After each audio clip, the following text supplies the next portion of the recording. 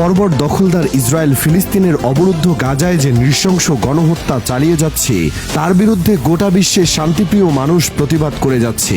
গাজাবাসীর প্রতি সমর্থন জানিয়ে বেশিরভাগ সময় দেখা যায় ইয়েমেন, তুরস্ক, লেবাননের মতো দেশগুলোতে প্রতিবাদ র্যালি হতো। তবে এবার এতে সামিল হয়েছে বাংলাদেশও। দখলদারদের বিরুদ্ধে ঘটেছে গণজাগরণ। গাজাবাসীর প্রতি সমর্থন ও দখলদার ইসরায়েলের আগ্রাসনের নিন্দা জানাতে গত শনিবার মার্চ ফর গাজা নামে র্যালি ও বিক্ষোভ সমাবেশ করেছেন বাংলাদেশের মানুষ, যা আন্তর্জাতিক গণমাধ্যমে বেশ ফলো করে প্রচার করা হয়েছে।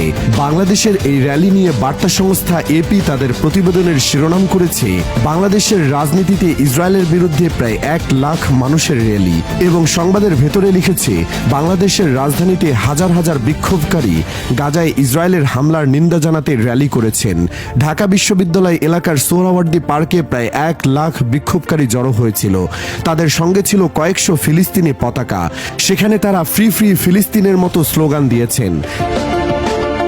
এদিকে এপির এই সংবাদটি নিজেদের ওয়েবসাইটে প্রকাশ করেছে ইসরায়েলি প্রভাবশালী সংবাদ মাধ্যম টাইমস অব ইসরায়েল। সেখানে তারা ফলো করে প্রচার করেছে, তাদের প্রধানমন্ত্রী বেনিয়ামিন নেতানিয়াহু, যুক্তরাষ্ট্রের প্রেসিডেন্ট ডোনাল্ড ট্রাম্প ও ভারতের প্রধানমন্ত্রী নরেন্দ্র মোদীর ছবিতে জুতাপেটা করেছেন বাংলাদেশের মানুষ। এছাড়াও মধ্যপ্রাচ্যের সংবাদ মাধ্যম আরব নিউজও এই র্যালি নিয়ে সংবাদ প্রকাশ করেছে।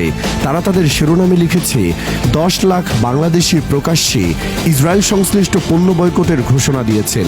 খবরটির ভেতরে বলা হয়েছে, শনিবার ঢাকায় 10 লাখের বেশি মানুষ জড়ো হন, যা গাজাবাসীর প্রতি বাংলাদেশের মানুষের সবচেয়ে বড় সংহতির প্রকাশ এটি।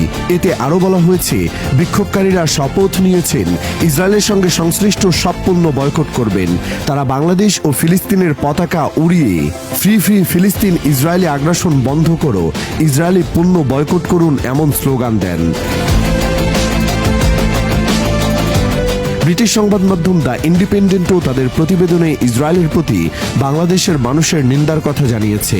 অপরদিকে কাতার ভিত্তিক সংবাদ মাধ্যম আল জাজিরা বার্তা সংস্থা রয়টার্সের কয়েকটি ছবি প্রকাশ করেছে। এর মাধ্যমে তারা দেখিয়েছে বাংলাদেশের মানুষ ফিলিস্তিনিদের পক্ষে আছেন। মার্চ ফর গাজায় অংশ নেওয়া শাওন আহমেদ নামে এক শিক্ষার্থী জানিয়েছেন, এই র্যালিতে কয়েক লাখ মানুষের সমাগম হয়েছে। মানুষ এতই বেশি ছিল যে র্যালির মূল স্থল সোহরাওয়ার্দী উদ্যানে অনেকে প্রবেশই করতে পারেননি।